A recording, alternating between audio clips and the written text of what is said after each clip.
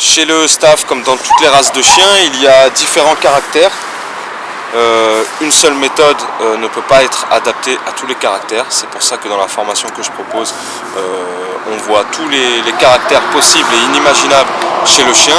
Et du coup, on voit toutes les pratiques qui existent et qui se font donc pour chaque caractère. C'est ce qui fait que les éducateurs que je prépare, dès leur sortie de formation, ont quand même une expérience et un savoir-faire qui n'est pas négligeable. Surtout qu'avant de leur apprendre un métier, je leur apprends une façon de faire. Et cette manière de faire fait d'eux de futurs éducateurs qui feront sûrement parler d'eux et qui aideront sûrement beaucoup de chiens. Doucement, doucement. Doucement, ça va, doucement. Doucement, ça va. Ça va.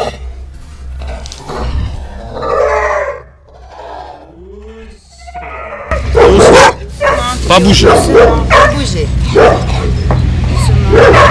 Vous voyez, dès que je vais reculer, tac. En fait, il a peur. Il a peur. Donc en fait, dès que je fais face, ça va. Vous voyez, ça l'inquiète pas. Il est cool. Mais si je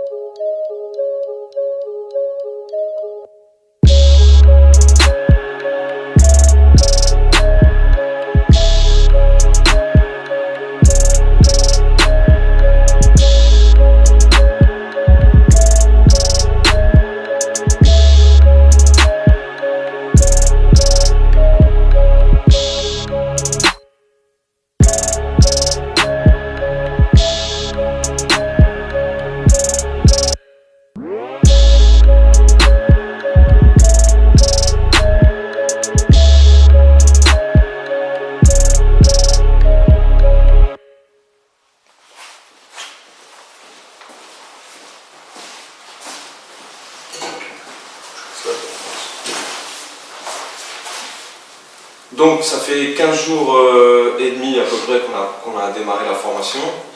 Et forcément, je vous forme à un métier, mais il y a une partie quand même où je dois, comment vous dire, on doit parler de l'avenir, on doit parler du métier, qu'est-ce qu'il est actuellement, etc.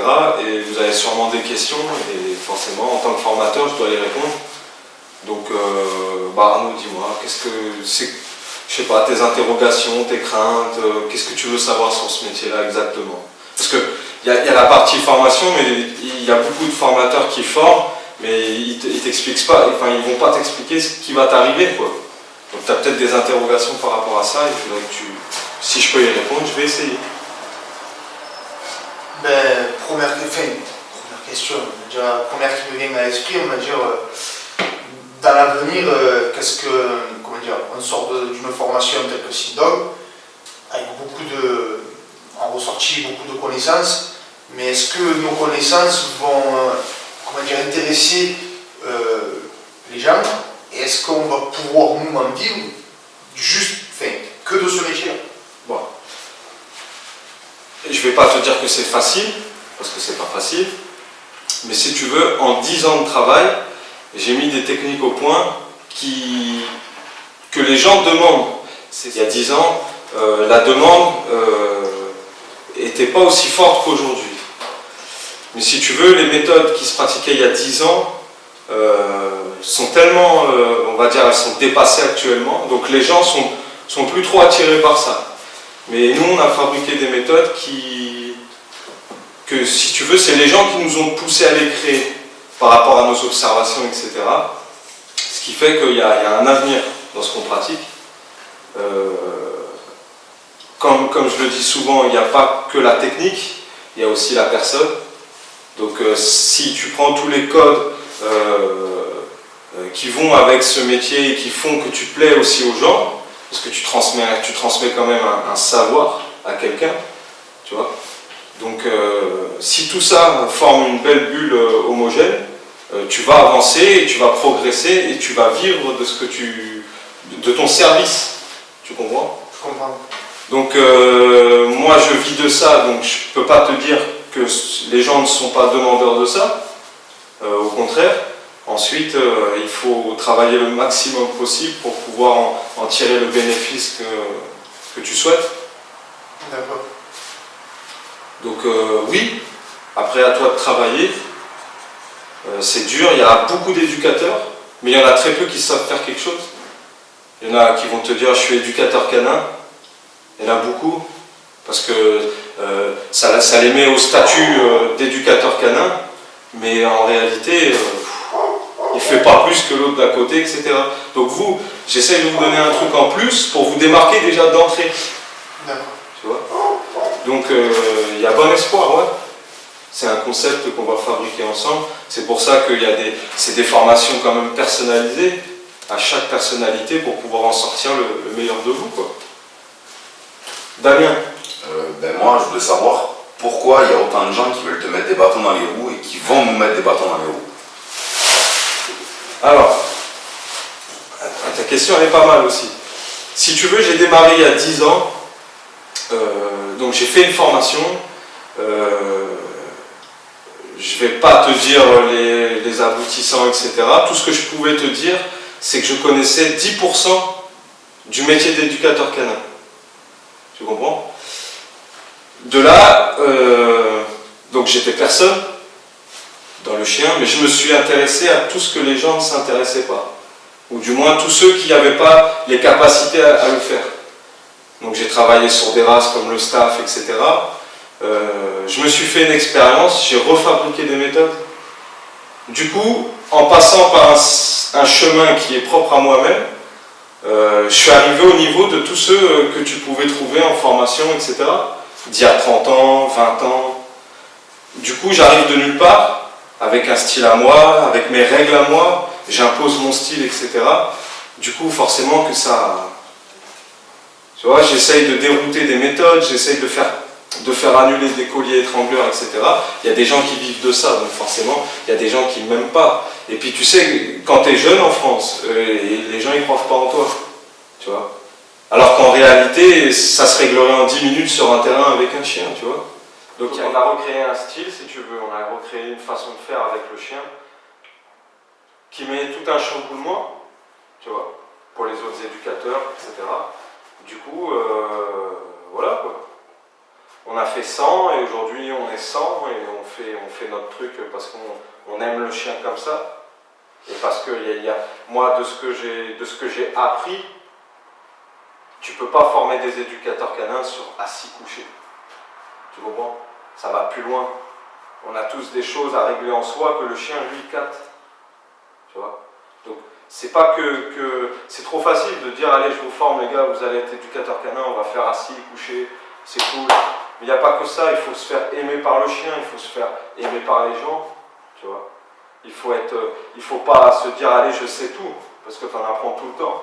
Mais à force de manipuler le chien, tu fabriques quelque chose différent de quelqu'un qui se dit éducateur canin et qui fabrique et qui touche un chien une fois par semaine. Tu comprends? Puis il y en a qui n'ont pas envie de travailler. C'est un métier de tous les jours. Ça peut être le samedi, ça peut être le dimanche, le lundi. T'en as, ils viennent d'ouvrir une entreprise, ils croient que c'est, comment te dire, que c'est un travail de tous les jours. Il faut le vivre avant de vouloir en faire un métier, tu comprends? C'est pas comme si tu étais plombier et quoi qu'en 2016, peu importe ce que tu fais, c'est dur, tu vois. Donc le chien, c'est encore plus dur. Donc quand toi, tu essayes de sortir ton épingle du jeu, on t'aime pas. Tu comprends? 70% des éducateurs canins, ils ont un métier à côté. Ça, il faut le savoir. Ils ont un travail. Nous, on part pour faire du 24-24. C'est votre travail, c'est votre métier. Donc forcément, on ne va pas se laisser faire par des gens qui n'ont pas le courage de fabriquer sa vie autour de ça, tu comprends? Après, ça parle de passion, ça parle de meilleur éducateur canin, mais le meilleur éducateur canin, c'est pas celui... il faut pas que la forme, il faut le fond. Tu peux avoir un super beau site internet, mais il n'y a rien dedans. Tu comprends? Il faut savoir lire le chien, il y a plein de choses. Et que voilà pourquoi aujourd'hui on ne nous aime pas. Pour tout ce que je viens de te dire. Voilà. C'est pas forcément moi qu'ils n'aiment pas, parce qu'ils ne me connaissent pas. Mais c'est parce que tout ce qu'on fait, même des fois il y a des choses qui ne marchent pas, mais il y a des trucs qui marchent. Et comment ça se fait qu'eux ont fait, comment te dire, des 1 an d'école, etc. Et nous on arrive, boum. On fait des choses que même eux ne comprennent pas. Tu vois ce que je veux dire? Parce qu'en fait, la passion, c'est de faire même quand tu ne gagnes pas. Tu comprends? Donc à force de faire, on découvre des choses chez le chien que les autres ont la flemme parce qu'il faut gagner de l'argent, etc. Mais quand c'est une vraie passion, tu comprends? C'est obligé que si tu te mets à 100%, t'en tires des fruits et tu peux en vivre, tu vois. Mais comme c'est tous des gens qui sont... comment te dire? T'as bien vu, quand on travaille un chien agressif, ça ment pas. Tu peux pas faire comme si t'étais... C'est soit tu l'es, soit tu ne l'es pas. Soit tu es prêt, soit tu ne l'es pas. Tu comprends? Donc soit tu es un éducateur, soit tu ne l'es pas. Tu comprends? Ouais. C'est pas tu es éducateur et puis tu es menuisier, tu vois. C'est pour être éducateur à mi-temps, je le fais pas. On part pour faire du 100%, donc la préparation que je donne est personnelle. Parce que si je faisais que des formations assis, couchés, pas bouger, bon les gars c'est bien, vous avez bien bossé, merci, bonne soirée, vous êtes mort au bout de 15 jours que vous avez démarré. Je vous le dis, là on est mort. Moi j'ai réussi parce que je le faisais pas dans le but de... Je savais pas qu'aujourd'hui on allait être assis comme ça, tu vois. Pour moi je partais... Il n'y avait rien au bout. On n'en ferait rien en fait. Pour moi, vu que tout le monde te dit ouais mais tu sais, il y en a déjà qui sont installés, etc. Je partais pas dans le but de faire quelque chose, tu vois. Donc la détermination elle était autre que celle-là. Du coup aujourd'hui, ben voilà, on est là. Et il y a des gens qui nous aiment pas. Et du fait que je te forme, eh bien on va pas t'aimer. Mais ça c'est les Français, hein. Comme ils m'aiment pas, et je te forme, ils t'aiment pas. C'est bon signe. Mais on a plus de gens qui nous aiment, hein, je te rassure. Bon ensuite, vous avez peut-être d'autres questions, il se passe des choses sur internet, vous voyez, vous êtes là, vous ne comprenez pas, peut-être vous avez envie de savoir, je sais pas moi, c'est normal quoi, vous êtes maintenant dans le métier, il faut savoir ce qui vous attend. Allez-y les gars. Ben, tu parles d'internet. ça rejoint un peu, là je vais mixer un petit peu ce qu'on vient de dire sur déjà une paire de questions, mais rebondir aussi sur le fait que tu parles d'Internet. Ce qu'il y a, c'est que tout cet amalgame qu'on fait autour du chien, qu'on essaie de travailler, donc de présenter donc, sur Internet, par les vidéos, en essayant de faire des vidéos les plus parlantes possibles pour exprimer le plus franchement possible les choses.